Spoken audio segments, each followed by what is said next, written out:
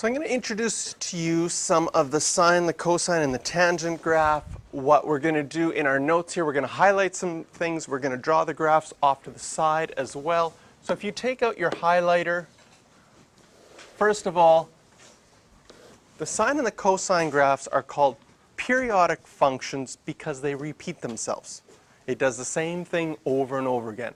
And the amount of time or the length that it takes to repeat itself is called its period. So here we have the sine graph.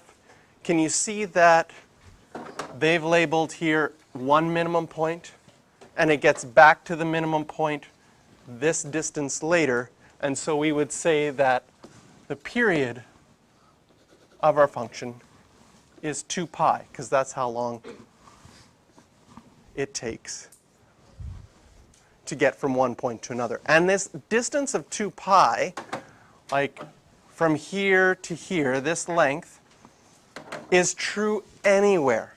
So for example, if you went from this maximum to this maximum, it's exactly the same length. And often we would say, well, if I really wanted to figure this out easily, I could start at 0. And can you see on 0 the graph is in the middle going up? When is it in the middle going up again? And the reason that it's important that it's going up, because it's in the middle again here at pi, but it's not in the middle going up again until 2 pi. So this is a really easy place to see that that length is 2 pi, that the distance from 0 to 2 pi is 1 period, and that's how long it is. Now on the graph that you have here, they have a lot of extra lines. They've labeled pi over 3, 2 pi over 3. What we're going to do when we graph sine and cos, so off to the side, we're going to graph y equals sine of x and show you what's a quick way to graph sine of x. The first thing you're going to do is on your x-axis label 1 period of sine of x. So 1 period of sine of x is 2 pi. So make a mark anywhere where 2 pi is, and we're going to divide this into 4 equal sections. So half of 2 pi is pi. Half of pi is pi over 2. Basically, your 4 axes. Then if you think about your unit circle, sine is your y-coordinate. What is sine of 0? 0. So we have 0 to start. What is sine at pi over 2? 1. So along your y-axis, you can mark that the biggest sine ever gets is 1. The smallest sine ever gets is -1. And sure enough, at pi over 2, it goes to the maximum at 1. And it's going to alternate like this. It's going to go from the middle to the maximum, back to the middle, down to the minimum, and back to the middle. And so you can draw your curve through these points, put arrowheads on the graph to show that it continues on forever. This is our graph of sine x, and this is how we'll graph it nice and easy and quickly. As opposed to the graph that's here that has extra grid lines, extra things labeled, we're just going to keep it simple by drawing our axes, label our period, which is 2 pi, and divide it into those 4 equal sections. Now some characteristics of sine of x. The domain is everything. Makes sense because it continues on forever. The zeros, if we go back to our graph, the zeros are your x-intercepts. There's one here, here, here. Where's your next one going to be? 3 pi. And the next one? 4 pi. So all of your zeros, and if you think of them on your pi plate here, there's one here at 0, then pi, then 2 pi, then 3 pi, then 4 pi, then 5 pi, then 6 pi, right? And you could go in the negative direction as well. There'd be one at -pi, -2 pi, -3 pi. The question is, how do we write that? How do we write all of those zeros? Well, we can write them all as, similar to what we did with coterminal angles, k pi, where k is an integer. Does that make sense? We have any multiple of pi, and this way we can write them all down all at once. The maximum value of 1, -1 is a minimum, so your range goes from -1 to 1. there's your graph of sine and some of its characteristics. Some other things that are going to be important for characteristics for both sine and cosine, some other definitions. Amplitude. So off to the side here, you can write your own definition of amplitude. Amplitude is the distance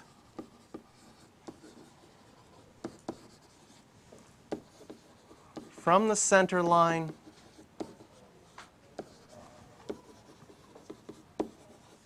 to a max or a minimum value. So if you are at the center line of your sinusoidal graph, the distance from that center line to a maximum, in this case, can you see that that distance is 1? We would say the amplitude of this graph is 1. If k was a real number in this case, then that would include a half. And if we look at our graph at a half, do we have an x-intercept? No. So we only have x-intercepts at 0, 1 pi, 2 pi, 3 pi, 4 pi, only those integral values. And so that's why k has to be an integer. Sometimes people figure out the amplitude by figuring out the distance between the max and the min. So if you did the maximum, subtract the minimum, and cut it in half, can you see that that would be your amplitude? Now right now, it's obvious that it's 1. We're going to be doing all of our transformations with these graphs. So sometimes our amplitude's going to get stretched, and sometimes our graph is going to get moved. So that's why it's important to know that the amplitude is the distance from that center line to the maximum or the minimum. And sometimes you'll be asked to calculate it, and then you might want to find the distance between the maximum and the minimum, and then cut that in half, because that'll be your amplitude. All right, the next thing we're going to do is, I'm going to tell you the center line has more than one name. So you can call that center line the center line. Sometimes you'll see it called the average, and sometimes you'll see it called the sinusoidal axis. There's your fun new word for the day.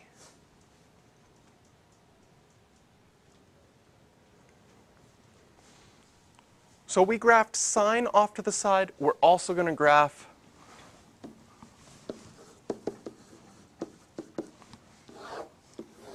cos x off to the side. Same thing. Mark one period of 2 pi somewhere along your x-axis. Break it into 4 sections. Half is pi, pi over 2, 3 pi over 2. Maximum is 1, minimum is -1. Cos is your x-coordinate on your pi plate. So when the angle is 0, what is cos of 0? 1. And then it's the same thing as before. It goes from maximum, cos of pi over 2 is 0, to minimum, back to the middle, back to the maximum.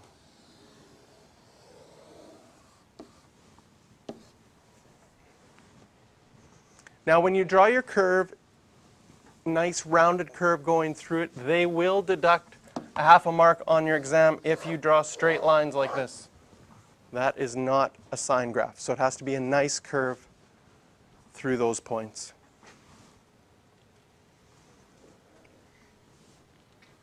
Characteristics of cos.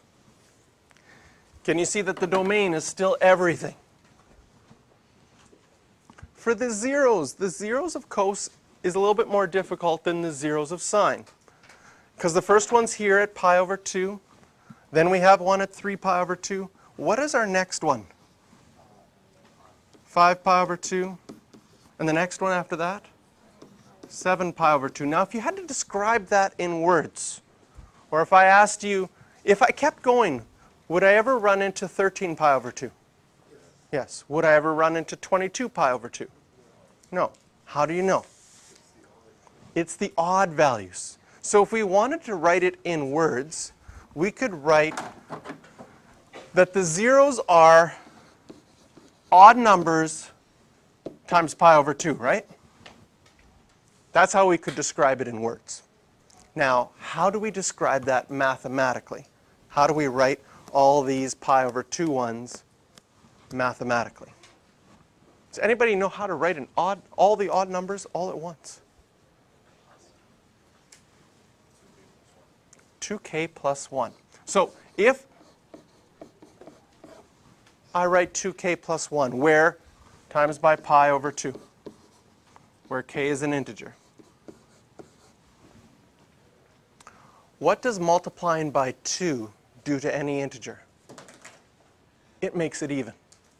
And if you have any even number and you add 1, you're going to get an odd number. So 2k plus 1, or if 2k minus 1 would work as well, will give you all the odd numbers possible. So one way to write all the zeros of cosine is to go 2k plus 1 times pi over 2. Another thing that we could do to write them, and you have two options. I'm going to call this option number 1. Here's option number 2 for writing all the zeros of cosine. Again, we're going to look at our graph. We're going to start with pi over 2 is one of them. What is the distance in between each of these zeros? 1 pi. You're adding pi every time. So if you sort of think about, we've done something similar to this with coterminal angles, right? Remember you got coterminal angles by adding 2 pi as many times as you wanted? We could get all of these x-intercepts, or all of these zeros, by starting at pi over 2, and you could add pi or subtract pi as many times as you wanted. So how do we write that?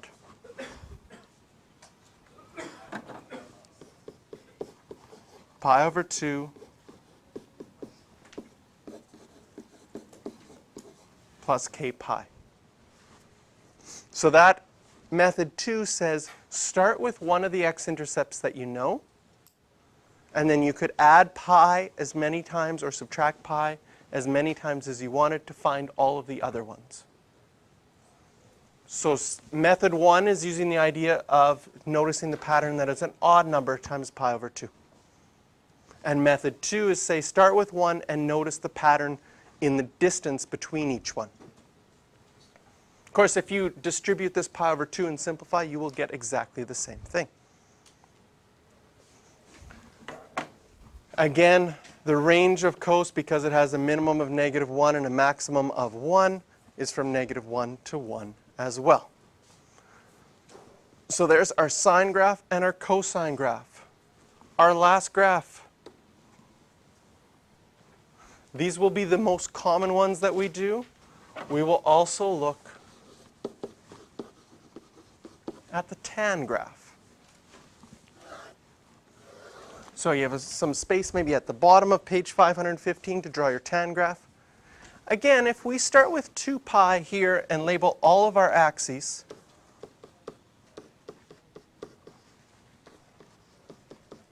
and just think about what happens to tan on our axes.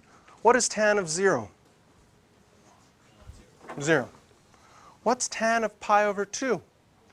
Undefined. So if you think back to your graphing in grade 11, when you had non-permissible values or undefined things, what did you draw on your graphs? An asymptote. So the tan graph has an asymptote. It has a number of them. It has one at pi over 2, has another asymptote at 3 pi over 2. If you went into the negative values, there would be an asymptote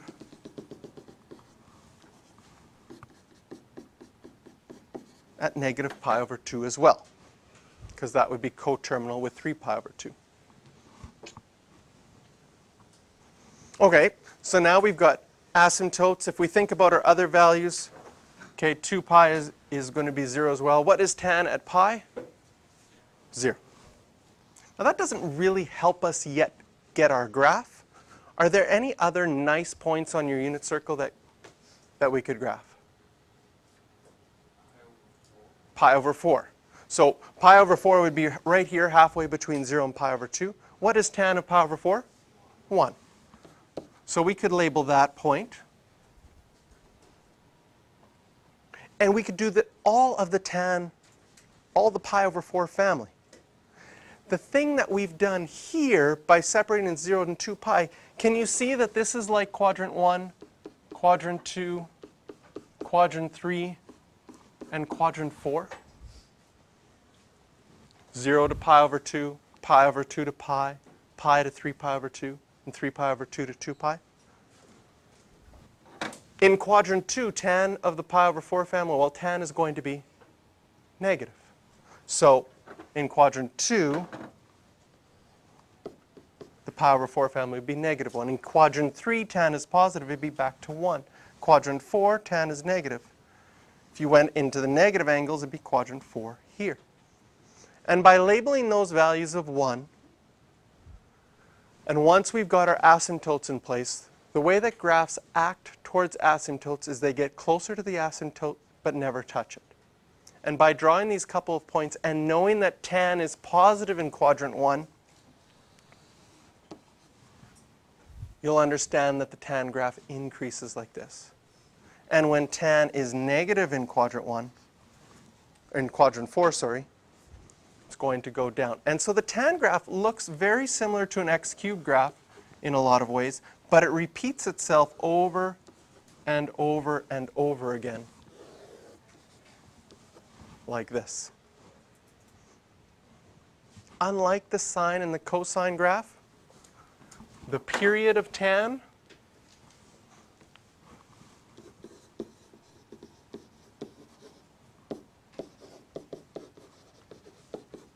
is not 2 pi, it's just pi.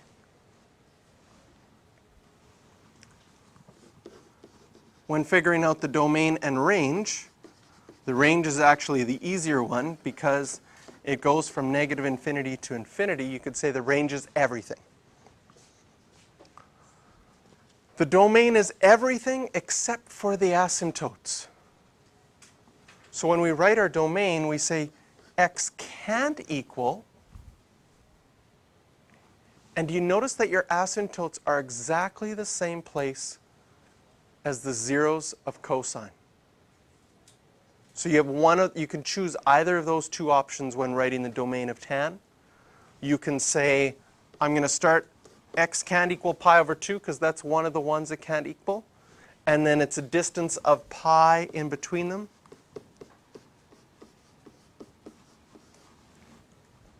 So I could go pi over 2 plus k pi. Those will be all of the asymptotes. And so those are the values that x can't equal in our domain. But x could be anything else. So I have a little app here that I've created to see what's happening. Okay? Now when we're graphing y equals sine theta, or y equals cos theta, or y equals tan theta, what we're doing is theta is along your x-axis because it's there instead of x. And so you see along your x-axis here that I've got pi over 2, pi, 3 pi over 2. I've got my angles along here. Now your y value is whatever sine of x or sine of theta is equal to. So if we look at our sine graph first, and I move this point right here to 0, you know that your sine is your y coordinate. And so I've got a unit circle drawn right here. And as I drag this point, the blue line represents the length of the y coordinate. So can you see as you go from 0 to 90 degrees that your blue line is getting bigger and bigger and bigger until it hits 1? And so we see in quadrant 1 of the sine graph this happening as I draw it. So as I'm moving this point along here, it's graphing what the y value is. So here at pi over 6, it's equal to 1/2. And as you're moving along, and then in quadrant 2, sine is still positive till it gets to 0. Quadrant 3, sine is negative. Quadrant 4 until it gets back to 0. And if you kept on going, that graph would continue that pattern over and over and over again. If we add cosine to this, cosine is your x value. Can you see that your x value in red is equal to 1 when it's at 0. As I move along here in quadrant 1, my x value, cos, is getting smaller, and now cos is negative.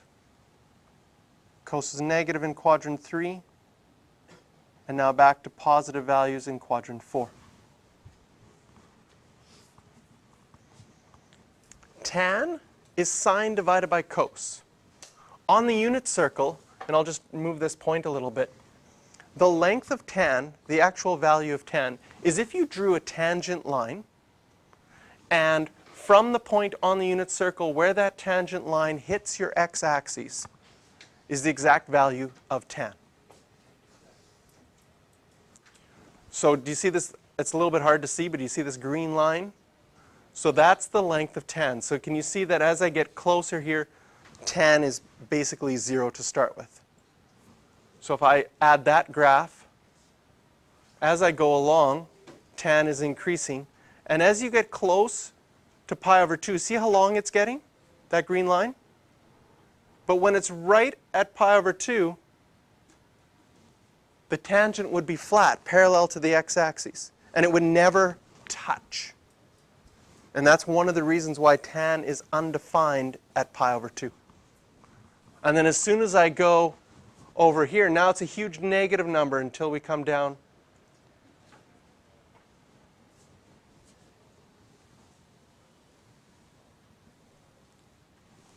And we can graph them all on there. Now eventually, you'll also have to graph secant and cosecant and cotangent. So I have them on here too. We could